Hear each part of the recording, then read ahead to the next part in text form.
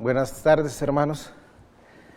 Nuevamente para nosotros pues es un gusto estar aquí acompañados de ustedes desde sus hogares. Hoy también tenemos aquí cierto auditorio y quiero saludarlos, Bernardo y Jacobo y familia, las niñas, claro, con sus debidas precauciones, y nos da gusto tenerlos aquí. Pues nos reciban un saludo todos. Mi madre por ahí ya está conectada, interesada en escuchar también la palabra de Dios. Bien, ahora vamos a terminar lo que hemos iniciado en el libro del profeta Ageo. Hoy terminaremos, este es el cuarto sermón. Hemos titulado esta serie Tiempo de Reformar, y quiero comentar que lo tomé de un comentario bíblico de un pastor español de nombre José Grau. Y muchos creyentes como usted y como yo, que ya conocemos la palabra, hemos empezado nuestra carrera, como lo define la Biblia, para ir a nuestro encuentro con el Señor. Hemos sido traídos a Él por su Evangelio, el Evangelio glorioso de nuestro Señor Jesucristo. Pero creo que algunos de nosotros, en algún punto de nuestra vida, hemos tenido una pausa, hemos descuidado nuestro caminar con el Señor, no hemos podido realizar nuestros proyectos espirituales y de otra índole, como este pueblo al que fueron dirigidas estas palabras y esta profecía. El autor a los Hebreos nos llama a considerar la carrera que hemos iniciado y nos manda a correr con paciencia la carrera, puestos los ojos en Cristo. Y entonces, como nuestro corazón así es, de desviarse de los propósitos de Dios, como lo hizo este pueblo, es entonces que viene una gracia especial de Dios hacia nosotros para llamarnos a considerar nuestros caminos y a volver nuevamente a Él, como lo hizo este profeta. Como son asuntos de fe, somos nosotros presionados a mirar otras cosas, a olvidarnos de el pacto que tenemos con Dios, y otras cosas nos presionan de tal forma que el corazón se enfría y los intereses nuestros, las prioridades cambian y dejamos de ver al Señor, como lo hizo este pueblo al que Ageo dirige estas palabras. Y él entonces hace algo especial. El Señor nos habla en gracia para meditar lo que estamos haciendo, para redirigir nuestros pasos a la carrera que tenemos por delante, a buscar esta labor a la cual fuimos encomendados, que es adorarle a Él. En labios de nuestro Señor, Él, en el Evangelio de Juan, nos dice que Él busca adoradores en espíritu y en verdad. Y fuimos buscados, pues, y traídos hacia Él, y somos llamados, pues, por su palabra, a continuar la carrera en medio de cualquier circunstancia. Hoy terminaremos, pues, en el libro del profeta Ageo, en los últimos versículos, esta serie que hemos titulado Tiempo de Reformar. El profeta Jeremías había hecho en su capítulo 2 de su libro, había hecho una profecía hacia el pueblo antes de que fuera llevado cautivo, y les había encomendado, les había exhortado, los había llamado al arrepentimiento. Y en el capítulo 2 de su libro dice lo siguiente, versículo 12: Espantaos, cielos, sobre esto, y horrorizaos, desolaos en gran manera, dijo Jehová, porque dos males ha hecho mi pueblo: me dejaron a mí fuente de agua viva, y cavaron para sí cisternas rotas que no retienen agua. Esta era una profecía que el Señor les había traído antes de que fueran llevados cautivos por el imperio de Babilonia. Y Jeremías les había profetizado que iban a venir sobre ellos ciertas calamidades, y aún en ese propio capítulo 2 él había dicho que ni aún la reprensión que había traído y el castigo a sus hijos los habían hecho arrepentirse y considerar. Y luego viene pues el juicio de Dios sobre esta nación y es llevada cautiva.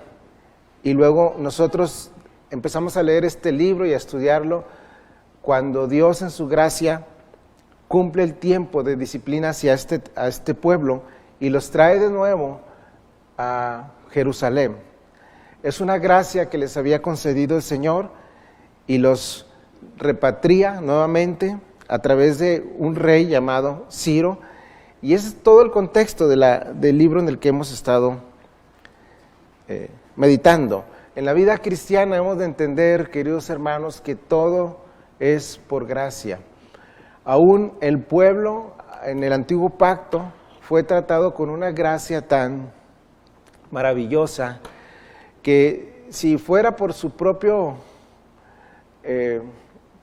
voluntad, el pueblo no hubiera vuelto a Jerusalén ni al lugar que Dios les había entregado. Dios en su gracia, aún trayendo disciplina y el hombre no entendiendo, su pueblo no entendiendo, hace algo superior, que es lo que estamos viendo en el libro de Ageo, moviendo corazones, imperios, cielos, moviendo los cielos, trastornando los reinos, simplemente para realizar sus propósitos, para traer nuevamente su pueblo a una adoración. Entonces voy a hacer un breve resumen de las 3 profecías que vimos a través de estos domingos, para luego concluir con la última profecía que es traída.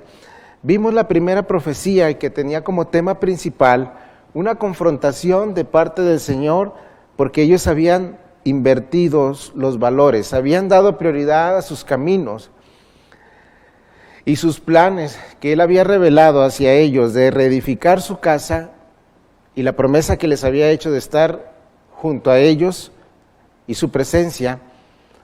El pueblo no lo había valorado. Se habían volcado sobre intereses personales y mezquinos y estaban olvidando el mandato del Señor. Estaban artesonando sus casas y la casa del Señor estaba olvidada. A la primera oposición de los samaritanos, ellos habían dejado de edificar la casa, para lo cual ellos habían sido traídos de nuevo a Jerusalén. El rey Ciro, que era en este caso el soberano, humanamente hablando, había derrotado al imperio babilónico y permitió, de parte de Dios, vino a él una revelación y permitió que los judíos regresaran a Jerusalén, a su tierra, por un decreto, y que edificaran allí la casa nuevamente al Señor. Y Dios en esa profecía primera del libro de Ageo los llama a meditar.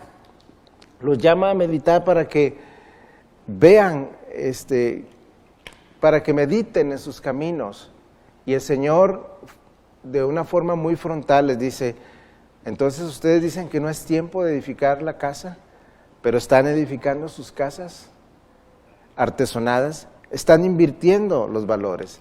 Y a menos de que la iglesia tenga una experiencia de salvación y una consideración a lo que Dios ha hecho por él, difícilmente podrá apreciar estas prioridades a las cuales se hace referencia el profeta. Cuando la iglesia de Dios está valorando el llamado que Dios le ha hecho en gracia y su salvación, es entonces que las prioridades cambian. A menos de que esto suceda, la iglesia o cualquier persona que profese fe en el Señor dejará las cosas de Dios para el último, si le sobra tiempo, si le sobra economía, si le sobran fuerzas, porque así es el corazón. Y Dios llama en esta primera profecía al pueblo para que no se deje engañar e invierta los valores, y los llama nuevamente y les hace una promesa de su presencia. Y además de este llamado, lo que Dios hace es que despierta el espíritu de Zorobabel, que era el gobernante, y el espíritu de Josué. Es decir, Dios trae una gracia tan maravillosa que no solamente los deja con su palabra, sino es prometida la presencia de su espíritu. Y ellos en esa gracia escuchan al Señor y vuelven a edificar pues la casa del Señor, vuelven a retomar su responsabilidad. Yo estaré con vosotros, era la promesa que les hizo en la primera profecía. Y ellos después que trae Dios esta profecía, el primer mensaje, el día primero, al día 24 ellos vuelven a iniciar la obra de reedificar la casa de Dios. Y la segunda profecía tenía como tema el menosprecio de la obra. Ellos habían ya iniciado en 24 días a reedificar la casa del Señor, donde estaba prometida ahí su presencia y su voluntad.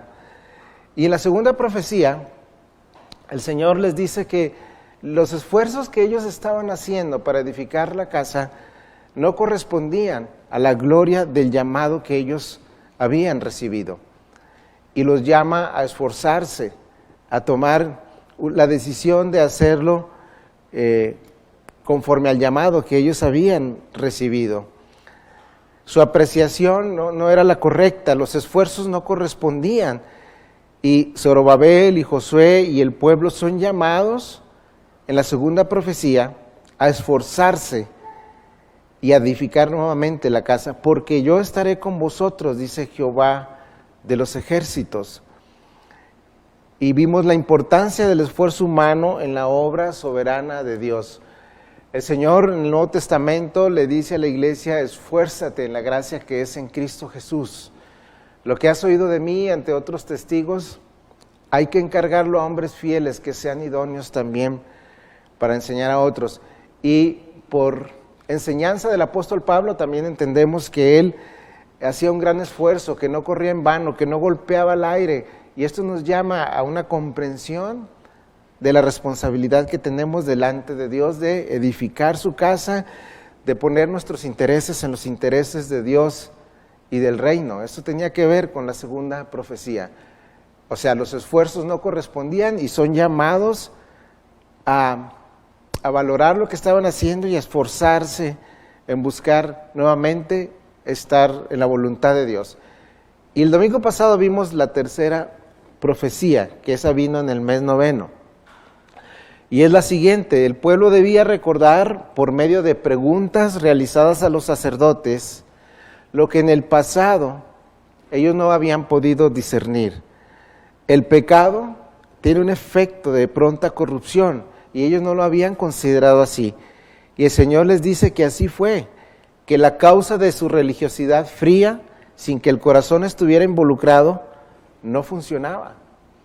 Es decir, el pueblo de Dios podía todavía presentar sacrificios, pero su corazón no estaba involucrado en la búsqueda del Señor. Y casi al final del tema que vimos en el pasado domingo, en el capítulo 2, versículo 18, 2 veces aparece la palabra corazón. Meditad pues en vuestro corazón desde este día en adelante, desde el día 24 del noveno mes, desde el día que se echó el cimiento del templo de Jehová, meditad pues en vuestro corazón. Y lo que está diciendo aquí el Señor es que son 2 cosas en la tercera profecía. Una, en este nuevo esfuerzo de reconsagración y de edificar la casa, el pueblo debía entender que en el pasado no se dio cuenta de que su pecado fue la causa de que Dios les hubiera disciplinado y en un sentido abandonado. Y ahora que iban a edificar nuevamente la casa, ellos debían tener en cuenta que el pecado era aquello que había obstruido su relación con Dios. Y les dice y les hace un llamado al corazón 2 veces en esta profecía, en la tercera profecía. Un llamado al corazón. Pero lo que está haciendo el Señor aquí es una promesa también de estar con ellos. Y les está llamando pues a que consideren en su corazón esa gracia especial que les estaba brindando. El profeta Zacarías, en su primer capítulo, dice lo siguiente, Zacarías 1:16. Por tanto, así ha dicho Jehová: yo me he vuelto a Jerusalén con misericordia. Noten, yo me he vuelto a Jerusalén con misericordia. En ella será edificada mi casa, dice Jehová de los ejércitos, y la plomada será tendida sobre Jerusalén. Clama aún diciendo, así dice Jehová de los ejércitos, aún rebosarán mis ciudades con la abundancia del bien, y aún consolará Jehová a Sión, escogerá todavía a Jerusalén. Este versículo 16, que es una profecía que vino a la par de las profecías que estaba pronunciando Ageo, es aquella gracia de la que he estado hablando a través de todo el libro. Yo me he vuelto a Jerusalén con misericordia.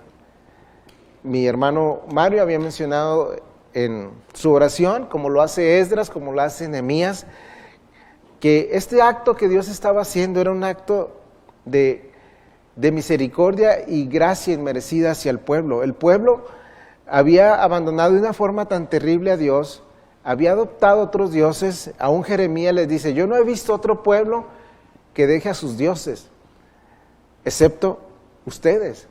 Cualquier nación no ha dejado a sus dioses por otros dioses, y es una cosa sorprendente que ustedes que pertenecen al Dios verdadero cambien de dioses. Y el pecado que había hecho el pueblo era tan deliberado, tan absurdo, que uno pudiera pensar que Dios sería tan justo en abandonarlos. Pero lo que está haciendo aquí el profeta, por mandato de Dios, es anunciarles que era una misericordia especial que Dios estaba teniendo hacia el pueblo. En primero, Dios los había librado de uno de los primeros imperios que nosotros vemos en la Biblia, el imperio de los egipcios y de Faraón. Dios los redime con gracia para hacerlos su propio pueblo y les concede una nueva tierra, y ahora los está liberando de otro imperio, el imperio babilónico, y eso es una gracia que Dios les estaba mencionando a través de los profetas, lo que llaman profetas menores, cuando los regresó de la cautividad. Entonces nosotros tenemos que ver aquí en el libro del profeta Ageo una gracia que viene de parte de Dios para reformar a su pueblo.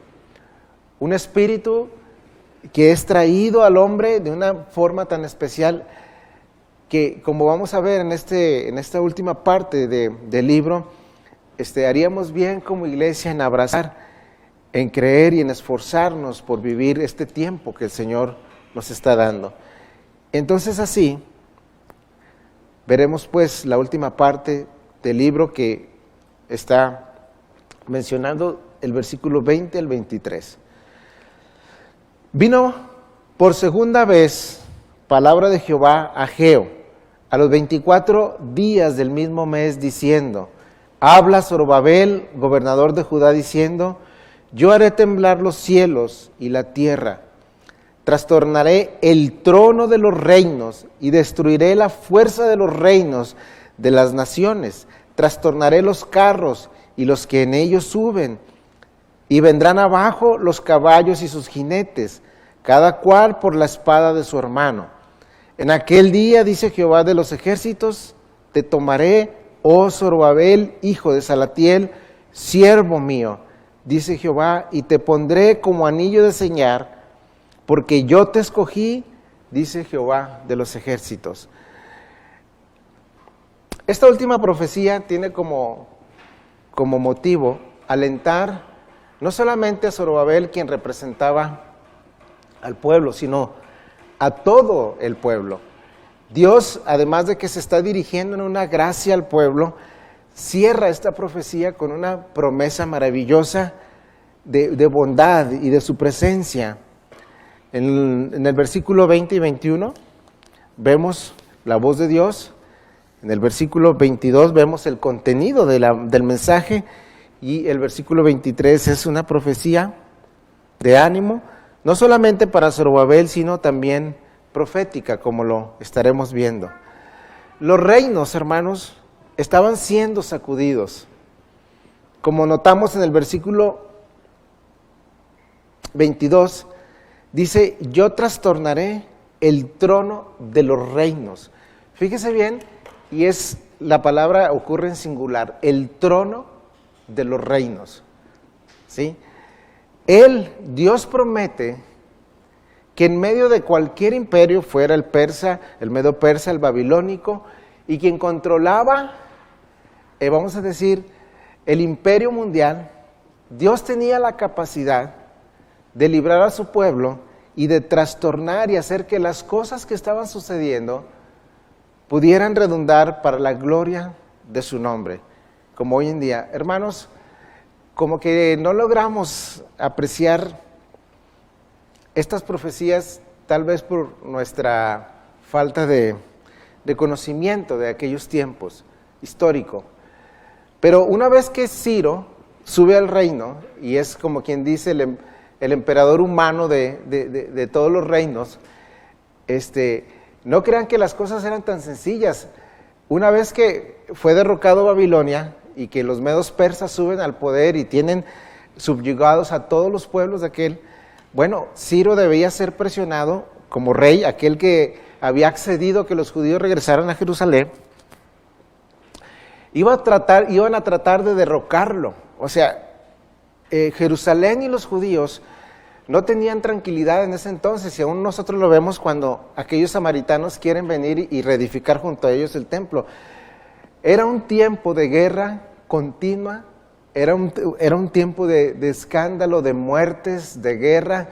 No es que el pueblo hubiese regresado a Jerusalén y se la pasara en paz y todo lo que ellos querían hacer o pretendían hacer fuera llevado en calma. No, había un temor de que fueran invadidos, de que fueran atacados, y Dios trae unas palabras de aliento aquí al pueblo.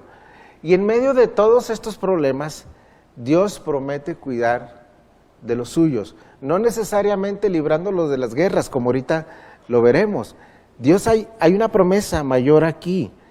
Inicia la profecía en el versículo 21 con la palabra yo. Habla Zorobabel, gobernador de Judá, diciendo yo. Como esa palabra inicia con una Y mayúscula, es esa palabra que nosotros conocemos como el yo soy. ¿Sí? Como cuando Dios a través de Moisés le dice a Faraón que lo va a liberar, y las palabras que Dios le dice a Moisés es: yo soy el que los va a liberar. Si te dice Faraón que quién te mandó, le vas a decir: yo soy, yo que haré temblar los cielos y que la tierra será sacudida y se hará todo aquello que yo determine. Lo está diciendo Dios a Zorobabel. Trastornaré el trono. Ahí hay algo profético. El trono, que viene en singular, es una referencia a la usurpación del hombre, a algo que no le corresponde. A nuestros padres, Adán y Eva, se les entregó el reino en el Edén, pero ellos sucumbieron ante el engañador. Y ahora es llamado el príncipe de este mundo, el usurpador, con la mal llamada democracia en ocasiones, donde se empoderan los hombres y a la postre no tienen en cuenta la ley de Dios. El Nuevo Testamento le llama el príncipe de la potestad del aire, el Dios de este siglo, el Dios de este mundo. Y para nosotros sería importante reconocer, hermanos, que Israel sabía que su rey era el Señor. Ellos tenían una teocracia. A fin de cuentas, el rey que ellos iban a seguir era puesto por Dios. Debía observar la ley de Dios. Debía estar en comunión con Dios. Venía a representar a la postre al que nosotros nos conocemos como nuestro rey, como el soberano de los reyes y el rey de reyes y el señor de señores, nuestro Señor Jesucristo. Pero entonces, si regresamos ahí al versículo de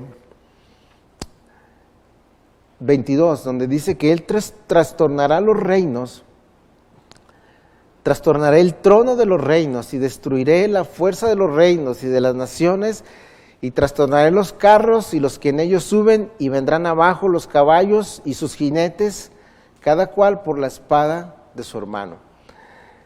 El Señor está prometiendo aquí, en este versículo 22, es una promesa para los tiempos de Zorobabel, pero no solamente se debe tomar como eso, es una promesa profética. Dios al final de los tiempos acabará con todos los reinos y establecerá a su rey sobre Sión, nuestro Señor Jesucristo. Eso es parte de lo que dice Apocalipsis capítulo 11. Si me pueden acompañar los que estén con una Biblia a la mano.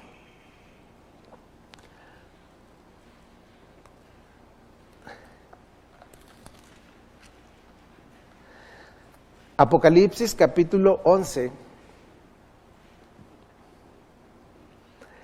Este es el séptimo sello que es anunciado por la séptima trompeta y dice lo siguiente, Apocalipsis 11:15 en adelante.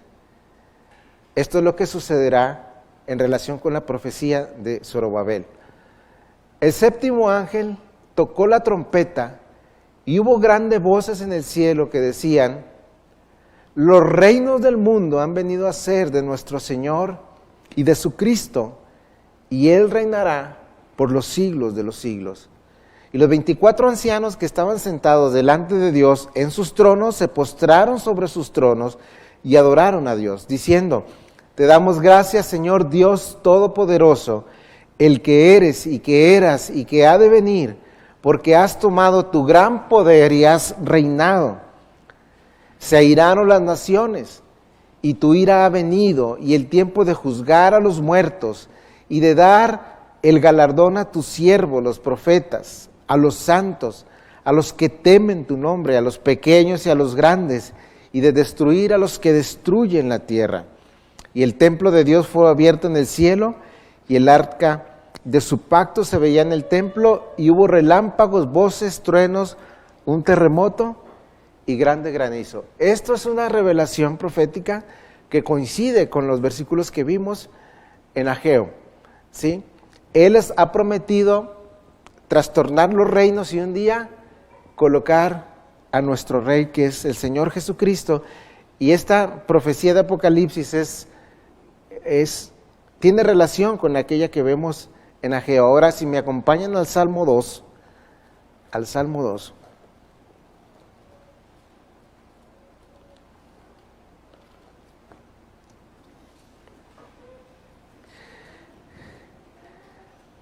es algo parecido. Es un salmo profético del reino y de nuestro Señor Jesucristo. Salmo 2 dice lo siguiente: ¿por qué se amotinan las gentes y los pueblos piensan cosas vanas? Se levantarán los reyes de la tierra y príncipes consultarán unidos contra Jehová y contra su ungido, entiéndase, su rey, diciendo: rompamos sus ligaduras y echemos de nosotros sus cuerdas. El que mora en los cielos se reirá, el Señor se burlará de ellos, luego hablará a ellos en su furor y los turbará con su ira. Pero yo he puesto mi rey sobre Sión, mi santo monte. Yo publicaré el decreto. Jehová me ha dicho: mi hijo eres tú, yo te engendré hoy. Pídeme y te daré por herencia a las naciones, y como posesión tuya los confines de la tierra. Los que levantarás con vara de hierro, como vasijas de alfarero, los desmenuzará.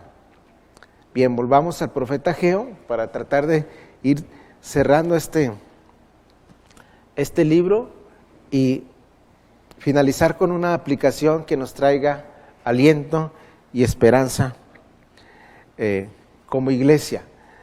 Aquí pues, en el versículo 22 del capítulo 2, le hacen una promesa a Zorobabel como representante y gobernador.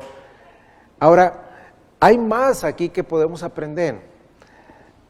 Por falta de tiempo no lo haremos, pero ustedes lo pueden revisar. Zorobabel es mencionado en la genealogía de Cristo que aparece en Mateo en el capítulo 1, y es mencionado también en la genealogía que aparece en el Evangelio de Lucas. Y por Zorobabel, en las dos genealogías, aparece en una relación directa con el rey David, y vamos, a través de Zorobabel, y por la genealogía de Zorobabel, por una parte y por otra, descendió nuestro Señor Jesucristo. Es un tema profético. Aquí Zorobabel es bendecido y le es prometido que de su descendencia vendría también el Cristo, el que viene a juzgar a todos los reinos, el que viene a gobernar en un futuro y el que terminará con toda injusticia humana, con toda guerra, con todo pecado y con toda rebelión de todo hombre, como lo vimos en el Salmo 2 y en Apocalipsis capítulo 11. Entonces, en medio de estos temas, hermanos, en medio de todo lo que estamos nosotros pasando, podemos tener una aplicación práctica de todo este libro, como lo menciona el comentario de José Grau. Pienso leerlo cuando menos 2 veces en este sermón. Dice el comentarista José Grau, lo siguiente, y esta es la aplicación más práctica que yo les puedo transmitir a usted, hermano, y a los hermanos que están aquí escuchando.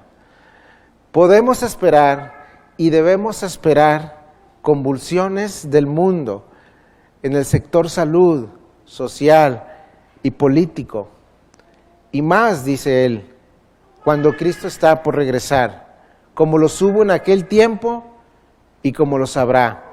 Guerras, tumultos, pandemias, todo ello sirve para los propósitos de Dios. Son planes de redención detrás de todos estos eventos. Creo que nosotros no tenemos ni la más mínima idea de lo que estaba sucediendo en este entonces, donde yo estoy leyendo la profecía de Ageo al pueblo.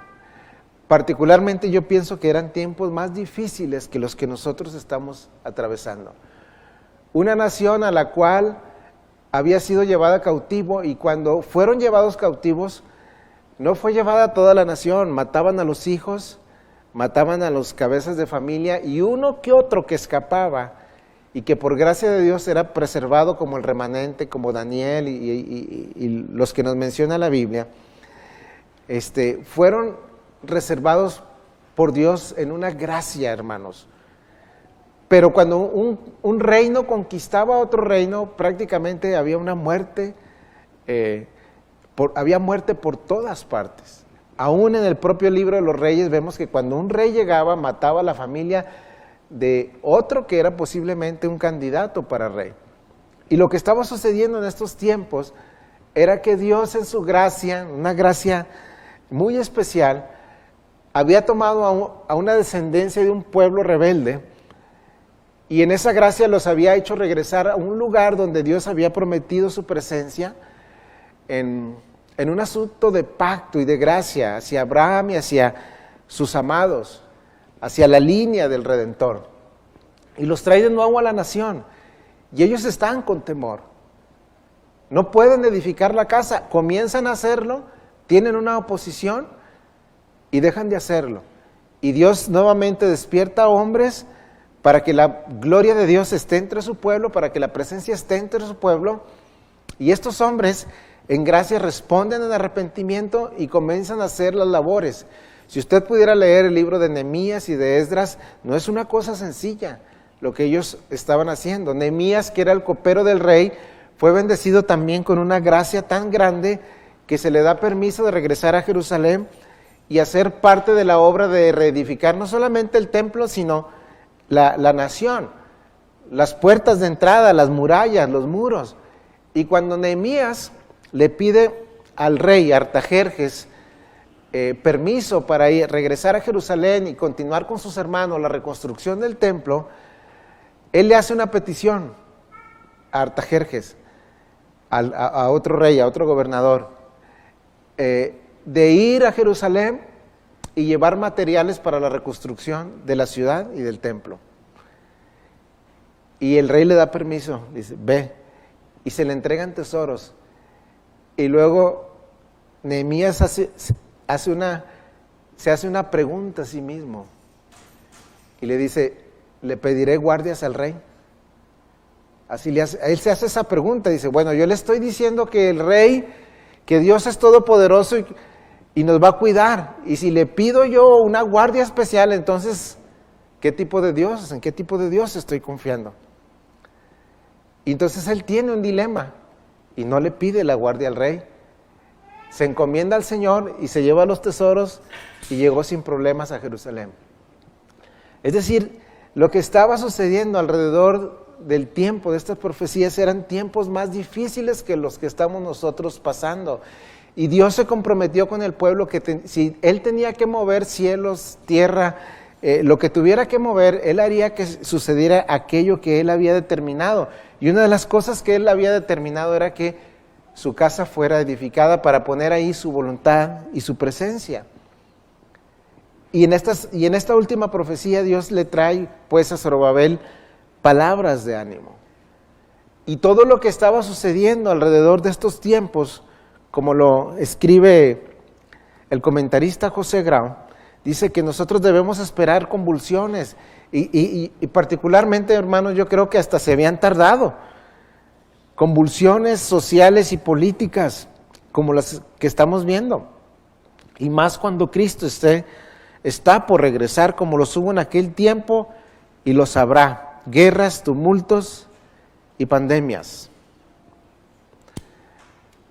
El comentarista del cual tomé la mayor parte de mis notas es un comentarista español, José Grau. Él estuvo en cárcel cuando menos 7 años por la dictadura de Franco, allí en España. Él sabe lo que está hablando. Él sabe lo que es una aflicción y cómo Dios usa estas aflicciones para la gloria de su nombre. Y hace una promesa al final. Hermanos, no sabemos qué vendrá. Tuve una entrevista con los hermanos de Gracia Soberana entre semana. Algunos pastores están de cerca con todo lo que está sucediendo y algunos de ellos ven una crisis que se avecina de una forma tremenda. Hoy, este par de meses solamente es el inicio, pero vendrán repercusiones fuertes, económicas y de muchas formas. O sea, estos 2 meses que hemos estado confinados es solamente como quien dice un inicio de problemas y convulsiones y revoluciones y aspectos sociales y políticos que vendrán y presiones a los gobiernos. Y en su humildad, los hermanos que más de cerca están con noticias y estas cosas y que tienen más tiempo en el pastorado, han llegado a conclusiones como la de su servidor. Debemos pedir al Señor misericordia. No sabemos qué va a venir. Y debemos pedirle al Señor que tenga misericordia de nuestro país, de nuestras familias, y que Él nos dé este valor de enfrentar las cosas como vengan, con las promesas que Él está haciendo al pueblo. Y al final viene una promesa tan hermosa que es con la que yo quisiera finalizar esta serie. Esta está en el versículo 23. En aquel día, dice Jehová de los ejércitos, te tomaré, oh Zorobabel, hijo de Salatiel, siervo mío, dice Jehová, y te pondré como anillo de sellar, porque yo te escogí, dice Jehová de los ejércitos. Difícil entrar a un tema profético con poco tiempo. Pero lo que le está diciendo el Señor a Zorobabel es que cuando Él trastorne los reinos y cuando Él venga a imponer su reino, el reino de su Mesías, en aquel día, o sea, proféticamente el día que Cristo regrese, dice el Señor a Zorobabel, a ti te voy a tratar diferente. Tú no estás puesto para ira como los otros reinos que se han rebelado contra mí, que han usurpado el poder. Zorobabel, a ti yo te trataré diferente, te trataré como un rey aprecia su anillo. El anillo para un rey en aquel entonces era un objeto de su cuidado, de su atención, de su observación, de su autoridad. Y así como el rey tiene en cuenta todo el tiempo su anillo y lo observa y tiene cuidado de él, yo, Zorobabel, a ti te trataré así cuando venga el juicio sobre este mundo, cuando yo derrame mi ira. Tanto en Ezequiel 28 como en Apocalipsis capítulo 11 hemos visto la palabra ira, algo que no hemos visto como seres humanos, que Dios haya traído en estos tiempos sobre la humanidad. Aunque vemos juicios, no es la ira que se ha prometido revelar sobre el pecador que no se arrepiente. Y Zorobabel recibe esta promesa. En aquel día, o sea, cuando yo traiga juicio y que traiga mi ira y trastorne los carros y que termine con la rebelión del hombre y vengan abajo su poder y su fuerza, en aquel día yo te tomaré, oh Zorobabel, hijo de Salatiel, siervo mío. Eso puede tomarse como una promesa para la iglesia, porque yo te escogí, dice Jehová de los ejércitos. Cuando venga el periodo final, te tomaré, y el Señor ha prometido tomar a los que somos suyos, los que hemos sido comprados a precio de sangre, los que hemos sido ganados con el precio de su propia sangre, como el apóstol le decía a los ancianos de Éfeso, como dice Efesios capítulo 5, Cristo amó a la iglesia y se entregó a sí mismo por ella. Y para concluir, hermanos, antes de finalizar con un pasaje de Tesalonicenses, yo quisiera que pensáramos seriamente en algo. En tiempos del Nuevo Testamento hay doctrinas muy claras que no debemos menospreciar ni rechazar. En aquel tiempo y casi todo el tiempo, la humanidad ha sido dividida, ha sido separada en grupos. Los romanos hablaban de los romanos y los bárbaros, griegos y escitas, esclavos y libres. La humanidad estaba dividida, como hoy, ¿verdad? Puede sonar cómico, los chairos y los fifis, o sea, dos tipos de personas. Pero la Biblia se encarga de dividir a la humanidad en dos partes, los que son salvos y los que no lo son. Ese es un mensaje que Dios autorizó a sus profetas y al apóstol Pablo. El mensaje de la cruz es locura para los que se pierden, pero para los que se salvan, esto es poder de Dios. ¿Sí? Los que se pierden y los que se salvan. Los que están puestos para ira y los que hemos sido recibidos a misericordia. Y es lo que está diciéndole Dios a través del profeta Ageo a Zorobabel. Zorobabel, tú fuiste escogido para misericordia y para salvación. Yo no te trataré con ira como trataré al hombre que se ha rebelado contra mí.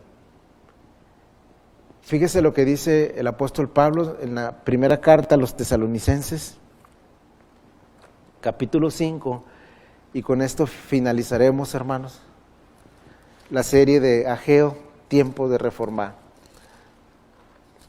Primera de Tesalonicenses,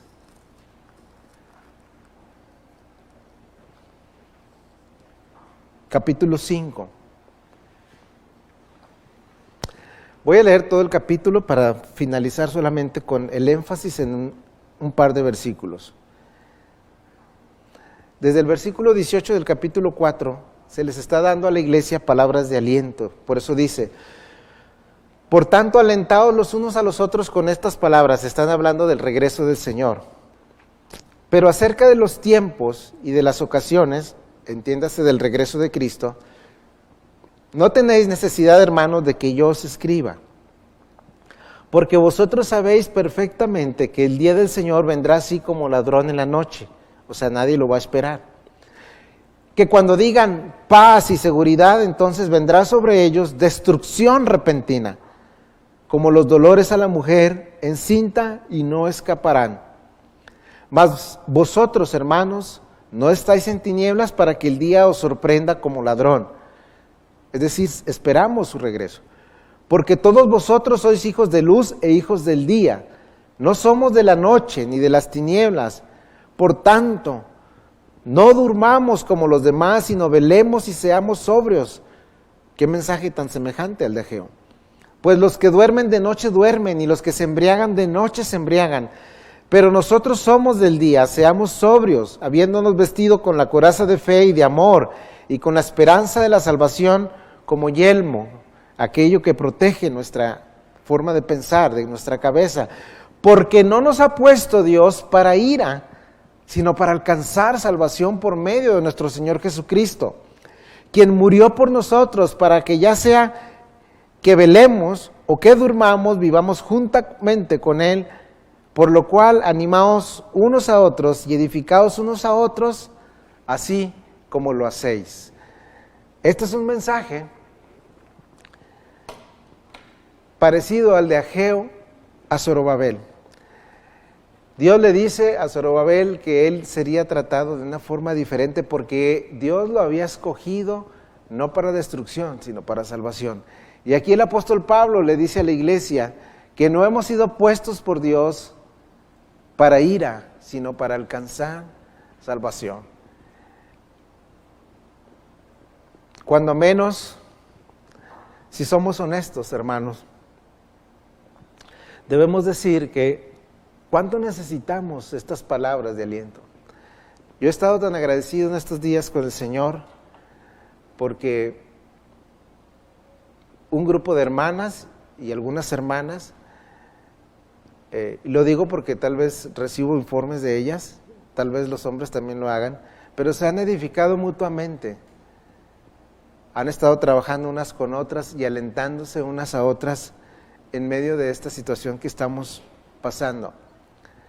Pero no hay mejor aliento y no hay mejor firmeza que la propia palabra del Señor. Ayer que yo estaba terminando las notas de este pasaje de Tesalonicenses, me alentó tanto saber lo que Dios ha hecho con nosotros al perdonarnos en Cristo y cómo seremos librados de la ira que está profetizada en Ageo y de la ira que está profetizada en este propio pasaje. El fin de los tiempos se acerca, no sabemos cuándo, no quiero decir que estamos ya en dolores o entrando en dolores, pero lo que sí sabemos es que debemos alentarnos unos a otros con estas palabras. La iglesia que ha sido comprada por su sangre, la iglesia que ha sido amada por Cristo, la iglesia que ha sido amada por el Señor al punto de entregar a su Hijo a morir en una cruz, no ha sido puesta para ira al final de los tiempos. No, fuimos escogidos para alcanzar salvación, hermano. Sea que venga una presión del mundo, sea que venga una pandemia más, sea que vengan tiempos más difíciles, sea que venga el hambre, sea que venga lo que sea que seamos encontrados por la muerte, nos es garantizada la salvación eterna en Cristo Jesús. Nos ha sido garantizada el encuentro con nuestro Redentor. Ha sido garantizado por el propio Dios que el que está en Cristo no sufrirá condenación ni pena eterna. Lo alcance como lo alcance la muerte, en medio de tumultos, de guerras, de lo que sea, Dios puede usar todas estas circunstancias con propósitos de redención. Y el apóstol está alentando a la iglesia. Cuando la iglesia en Tesalónica recibe este mensaje, también estoy seguro que era un tiempo más difícil que el que estamos pasando. Había persecución, algunos hermanos estaban muriendo, otros estaban consternados por la muerte de sus hermanos. Esperaban tal vez el regreso de Cristo más pronto, pero el apóstol Pablo les está diciendo, aliéntense con esta verdad, y la voy a leer para concluir el sermón. Porque no nos ha puesto Dios para ira, capítulo 5, versículo 9, porque no nos ha puesto Dios para ira, aunque nos alcance la muerte, digo yo. No nos ha puesto Dios para ira, sino para alcanzar salvación por medio de nuestro Señor Jesucristo, quien murió por nosotros, para ya sea que estemos vivos o que estemos ya muertos, para su regreso, entiéndase, vivamos juntamente con Él, por lo cual, amaos, animaos unos a otros y edificaos unos a otros, así como lo hacéis. Y entonces las palabras que tengo para ustedes, hermanos, son esas que se centran en el versículo 9 y 10. Y es mi forma que yo tengo de alentarlos con la palabra de Dios y edificarles mutuamente y continuar edificándoles en medio de esta situación.